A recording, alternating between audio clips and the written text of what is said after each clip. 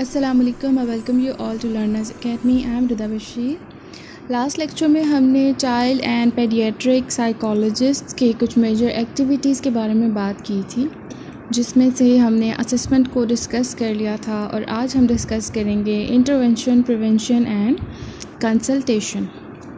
Intervention की अगर हम बात करें तो बेसिकली बच्चों के लिए और एडल्ट्स के लिए जो इंटरवेंशन अप्रोचेज़ यूज़ की जाती हैं वो मोस्टली सेम ही होती हैं, बट उनको यूज़ करने का तरीका मुख्तलिफ होता है। इसके अलावा कुछ स्पेसिफ़िक टेक्निक्स भी हैं जो कि सिर्फ चिल्ड्रन के साथ ही यूज़ की जाती हैं, जिनमें सबसे पहले आ जाती है साइको एनालिटिक थेरेपी। लेकिन साइको एनालिटिक थेरेपी उन बच्चों के साथ यूज़ नहीं की जा सकती जिनकी सेल्फ़ इस्टीम बहुत ज़्यादा कम हो, या फिर जिनकी ईगो वीक हो, या फिर उनके पेरेंट्स अनसपोर्टिव हो, क्योंकि साइको एनालिटिक थेरेपी के लिए क्लाइंट और उसकी फैमिली का, उसके पेरेंट्स का सपोर्टिव होना और थेरेपी में प्रॉपरली इन्वॉल्व होना बहुत ज़रूरी है। साइको एनालिटिक थेरेपी को बेसिकली सिम्टम ओरिएंटेड अप्रोच भी कहा जाता है, क्योंकि इसमें बच्चों को ये सिखाया जाता है कि वो जो बिहेवियर परफॉर्म कर रहे हैं वो बेसिकली उनके जो एंजाइटीज़ हैं वो उन एंजाइटीज़ को डिफेंस कर रहे होते हैं। और एना फ्राइड का ये बिलीव है कि जिन बच्चों को थेरेपी प्रोवाइड की जा रही होती है उनको अपनी प्रॉब्लमेटिक फीलिंग्स और अपने डिफेंसेस के बारे में इंसाइट होनी ज़रूरी है, जो कि थेरेपी के थ्रू उन्हें प्रोवाइड की जाती है। इसके अलावा बच्चों के साथ प्ले थेरेपी यूज़ की जाती है, जिसमें चाइल्ड की साइकिक लाइफ को ड्रीम्स या फ्री एसोसिएशंस के बजाय डिफरेंट प्लेस के थ्रू ऑब्ज़र्व किया जाता है, स्टडी किया जाता है। और ड्यूरिंग प्ले बच्चा जिस तरह से भी परफॉर्म करता है उसके थ्रू हम उसकी नेचर, उसके बिहेवियर के बारे में बहुत सी इंफॉर्मेशन गैदर कर सकते हैं।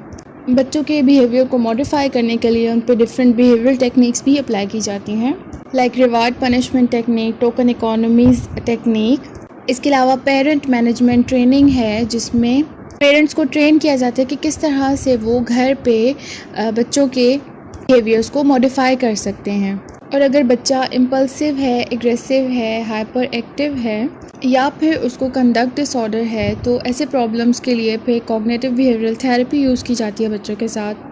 तो जैसे कि बच्चे अपने फैमिली से बहुत ज़्यादा इन्फ्लुएंस्ड होते हैं, तो बहुत से ऐसे प्रॉब्लम्स भी होते हैं जो कि उन्होंने फैमिली सेटिंग से सीखे होते हैं। फिर फैमिली प्रॉब्लम्स की वजह से बच्चों को प्रॉब्लम फेस करना पड़ रहा होता है, तो ऐसी कंडीशन में फैमिली थेरेपी को यूज़ करना बहुत ज़रूरी होता है। इसके अलावा बच्चों को साइको फार्माकोलॉजिकल ट्रीटमेंट्स भी प्रोवाइड की जाती हैं। जो मोस्टली ADHD के पेशेंट्स होते हैं उनको मेडिकेशंस के थ्रू ट्रीट किया जाता है, बट रिसर्च ये सजेस्ट करती है कि बच्चों के लिए जो साइकोलॉजिकल ट्रीटमेंट है वो बेस्ट है।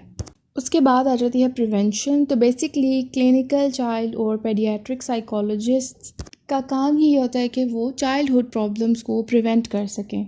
अब प्रिवेंशन दो तरह की होती है, एक प्राइमरी प्रिवेंशन और दूसरी सेकेंडरी प्रिवेंशन। प्राइमरी प्रिवेंशन में प्रॉब्लम डेवलप होने से पहले ही उसको हैंडल कर लिया जाता है, और सेकेंडरी प्रिवेंशन में उन प्रॉब्लम्स के इम्पैक्ट को कम करने के लिए फिर ट्रीटमेंट प्लान बनाया जाता है। लास्ट जो एक्टिविटी है वो है कंसल्टेशन। तो कंसल्टेशन या तो हॉस्पिटल सेटिंग्स में की जाती है या फिर आउट पेशेंट सेटिंग्स में की जाती है। कंसल्टेशन के लिए भी डिफरेंट मॉडल्स हैं, जिनमें सबसे पहला है इंडिपेंडेंट फंक्शंस मॉडल।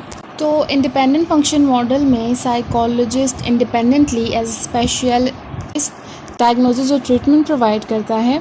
दूसरा जो मॉडल है वो है इनडायरेक्ट कंसल्टेशन मॉडल। तो इसमें बेसिकली पेडियाट्रिशियन ही पेशेंट की रिस्पॉन्सिबिलिटीज़ को मैनेज कर रहे होते हैं, और साइकोलॉजिस्ट का जो एक्चुअल पेशेंट के साथ कांटेक्ट होता है वो लिमिटेड होता है, बट साइकोलॉजिस्ट पेडियाट्रिशियन को क्लाइंट के डेटा को एनालाइज करने में हेल्प करते हैं।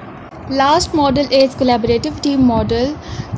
तो कोलैबोरेटिव टीम मॉडल में साइकोलॉजिस्ट, पेडियाट्रिशियन, नर्सेस मिलकर तमाम रिस्पॉन्सिबिलिटीज़ को शेयर करते हैं।